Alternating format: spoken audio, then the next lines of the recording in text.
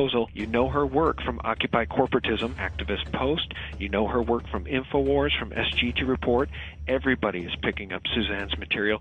Suzanne, welcome. Thank you for having me. Suzanne, you're really a great writer. I really have to give you kudos on your Thank research, you. your hyperlinks, your vetting, your information, and that's why everybody is picking up your articles, because they're very, very detailed, but you're talking about some very scary things. We do that too here at SGT Report. I talk to a lot of smart people. I spoke with James Wesley Rawls not too long ago, who said, and I quote, "We're entering into an age of deception and betrayal by our own government." And Suzanne, that's basically what you've been writing about across the board, whether it's vaccine information or your article titled U.S. Army Tactical Manuals Describe How to Control Domestic Insurrection. Why don't you let people know why you wrote that and what it means? I wrote that because there's a bunch of articles that have come out. It started with Rex 84, and it's turned into a bunch of manuals and a bunch of executive orders that put in place martial law. And the military likes to perform war games, so that's why we're seeing military on the streets practicing. They are actually practicing. The tanks that we see on the streets and the National Guard patrolling neighborhoods and the practices that they're doing with our local police department, this is all in preparation for martial law, so that when they do actually lock down the country, they've got everything secured. People that don't run in these circles and to whom this information is new, Suzanne, they love to say that we're all conspiracy tinfoil hat-wearing nuts because we still live in a republic. But I think what we're starting to see, for anybody who is objective at all, is we're seeing a totalitarian system now unveil itself. And ever since essentially 9/11 happened, it's been more and more of these draconian measures that are leading us right down the road to martial law. What do you think will be the cause of the declaration of martial law? Will it be a financial collapse or something altogether different? We've seen a lot of false flags. What do you think would be the cause of martial law? Well, I had written an article earlier this week from a U.S. Marine informant and also a Deutsche Bank informant. And in 2008, we should have collapsed. We should have gone the way of Greece. The only reason why we didn't was because the global elite and the banking cartels put it off on the Eurozone and collapsed the Eurozone in order to gain sovereign debt. Sovereign debt is when you actually own the physical land. You don't just own the buildings, you don't just own the people and the money. They're extracting wealth so that the only thing that the governments will have left to give them is the actual land that they own. While they're doing this, they're amassing this wealth in order to redirect it toward martial law endeavor, and not just in America, but globally. They want to lock down every country and force us into global governance, eventually force us into a global reserve currency that is like the Bancor that the IMF has been pushing. So in 2008, when Hank Paulson went to the Congress and said that they had to bail out the banks for $700 billion or martial law would be declared, they weren't lying. They went ahead and passed that, and they gave this money to the Chinese. But the Chinese, since then, have been backing their currency, their fiat currency, in gold. And China's been doing this, India's been doing this, and Russia's been doing this. Okay. So this is just to confirm that I'm here trying to make a mortgage payment in cash. I have $1,380 sitting in front of me for a $1,371 mortgage payment. And Bank of America is rejecting a cash payment of my mortgage here in Lakeport, California. Is that correct? So you need to turn that off. Is that correct? You need to turn that off, sir. This is what I've just been told. Bank of America has just refused to accept my mortgage payment in cash and is insisting on a kind of a wire transfer. Apparently, in America, cash does not pay the mortgage anymore, is what I'm being told today in Lakeport. If you go back in history, the reason why we went after Gaddafi was because he was presenting the dinar, which was a gold-backed currency that he was getting together with other countries like in Africa.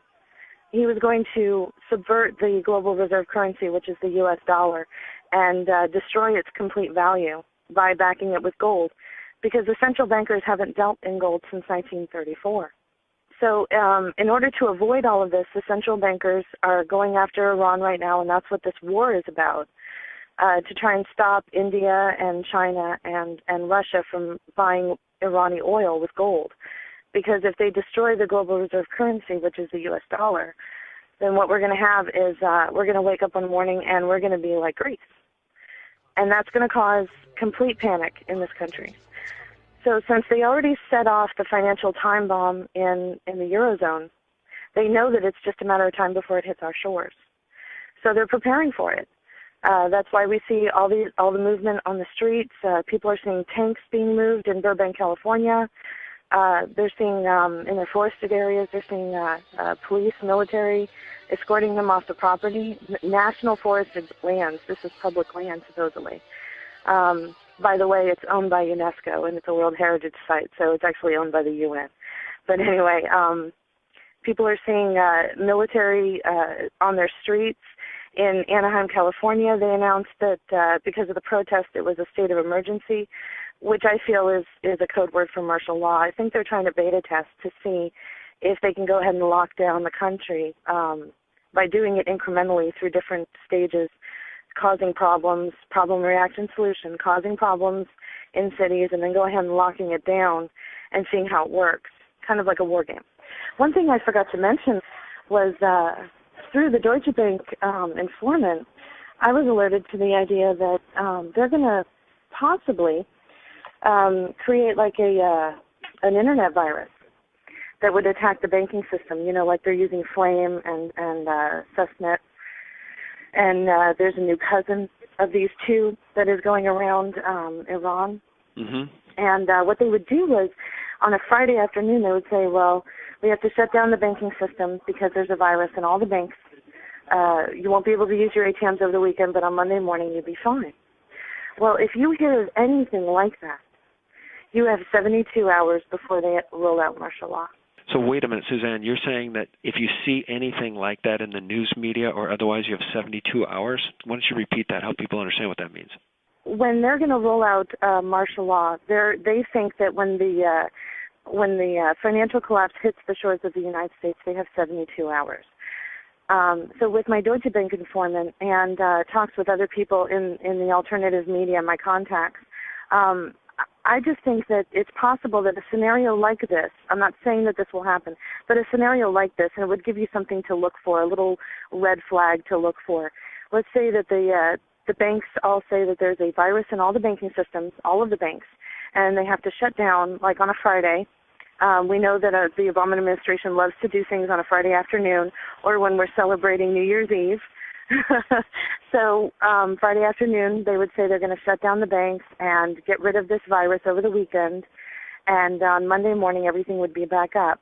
Over the weekend, you wouldn't be able to use your ATM or pay any bills online, but everything will be fine on Monday morning. That is your red flag. You have 72 hours from that moment to do whatever you were planning on doing, get to wherever you were planning on getting to, hunker down whatever you were planning on hunkering down, because they're going to unroll martial law in 72 hours from that moment, whatever scenario they intend to unroll. And I believe that it has to do with the banks, because they're stealing money from us left and right. In fact, I've gotten reports from insiders that they're taking money out of private checking accounts.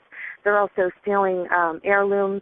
The Bank of America has stolen heirlooms out of people's safety deposit boxes and ship them from one coast to another, and then claim that they didn't know that it wasn't that it was this customer's property, and then they'll send it back, but they never do. They're trying to squeeze out as much money as possible. And with MF Global and John Corzine, that was a beta test to see if they could take secured customer funds and get away with it, and they did. They're coming for our private checking accounts next. They're looking for as much money as they can to fund this not only domestic but global police state. So like I said, if you hear of anything with the banking industry, and I personally think it might be a false flag with an internet virus or a virus in the banking system as far as their computers go, then you have 72 hours from that time to go ahead and do what you were planning on doing. Wow. Well, I mean, we don't know if that will happen, but if it does, if people see these signs that Suzanne just talked about, Suzanne, you may have just saved some lives. I mean, for those who live in inner cities, in big cities, in scary places, be it downtown Chicago, New York, L.A., you may have saved some lives. People can get out if they have 72 hours. If they don't have but a couple of hours and there's traffic jams, they're not going anywhere. That's really frightening information. Let me ask you this. In your article from earlier this week, titled DHS and U.S. Military Make Final Preparations Before Announcing Martial Law, about 6 paragraphs down you wrote, the acquisition of armory by the DHS and contracts for bulletproof glass for checkpoint booths to be positioned strategically throughout the nation on public highways have heightened awareness that the U.S. government is preparing for a well-planned domestic military action. DHS armored vehicles have been sighted on highways in Kentucky and across the country, I might add. I guess what I'm wondering, Suzanne, from your expert view, do you think that the military could actually lock down this country? We're geographically gigantic. They had a hard time locking down Baghdad. The reality of this is that the PSYOP, I think, is against the people, to get the people to stand down before any of this ever happens. Because if they move on Chicago or any major American city, it's going to send a message to the rest of the patriots in this geographically huge country that it's time to take action. It's time to embrace the Declaration of Independence and throw off these despots. What do you make of what I'm saying here? What do you think the reality is of them being able to lock down this country in any sort of martial law capacity? I agree with you that it's going to be difficult, and that's why they've done beta testing. The NATO summit, we saw that they were trying to do that there as well. They've allocated foreign troops. They've been training with the Polish army and the Russian army. The Russian army has shown up in Colorado. There have been reports that the Russian army have been starting the fires. And the reports that I got, that I put in that article that you just mentioned, the fires were started right in front of areas that were militarily secured. So it's my understanding that they might have been starting the fires to try and get people out of the way, get people moved out of the way so they wouldn't see what they're doing.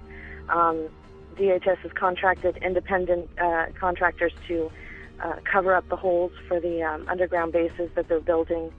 So their use of foreign troops, which goes right back to Rex 84, back in the early 80s, I don't think they're going to have a problem. They're going to bring NATO forces onto the streets and to work with them, and that doubles or triples their military capacity.